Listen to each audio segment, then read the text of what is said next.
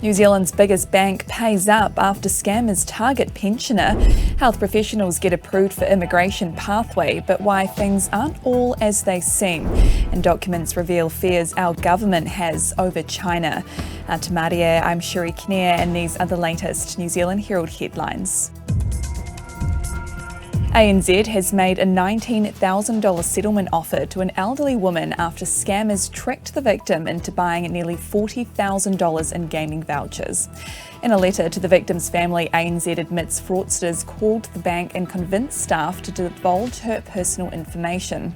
The woman's son says his mother should be fully compensated because ANZ failed to identify the suspicious activity. But ANZ has refused to budge because the transactions were carried out by the account holder. The mother of a woman murdered in Canada is shocked that her daughter's killer is in New Zealand and appealing to stay on as a refugee. Ang Lee, known to friends here as Leo Lee, entered New Zealand in 2019 using a passport with a different name and birth date to his own. Lee was a convicted killer who had previously been jailed for the 2002 murder of his then-girlfriend, 21-year-old Amanda Zhao. He managed to live here under the radar and started a new life in central Auckland and is currently appealing to stay on as a refugee. Almost 200 nurses, midwives and specialist doctors have been approved for the Straight to Residence pathway, but our newsroom can reveal almost all of them were already here. When the changes were made, the government said fast-tracking residency would help attract people here to fill labour shortages. But Immigration New Zealand figures show only 23 people have been approved from offshore applications, and of those, only 2 have arrived here.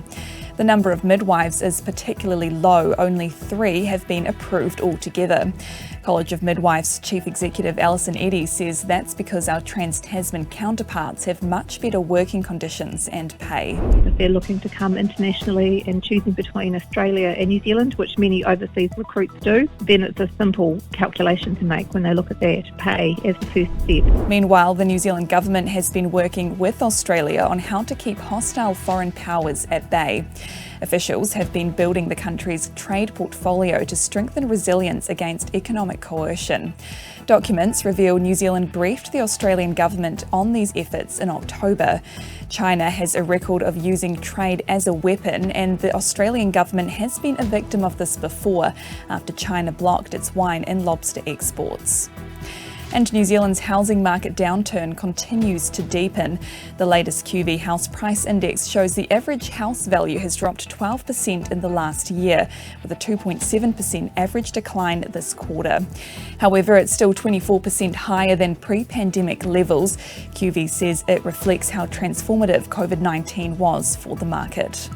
And those are the latest New Zealand Herald headlines. For more stories and to stay up to date, head to nzherald.co.nz. Kia pai te rā. Thanks for checking out our YouTube channel. To stay up to date with all the latest news from the New Zealand Herald, click the subscribe button below or check out one of the videos here, and head over to nzherald.co.nz for more details on these stories and more.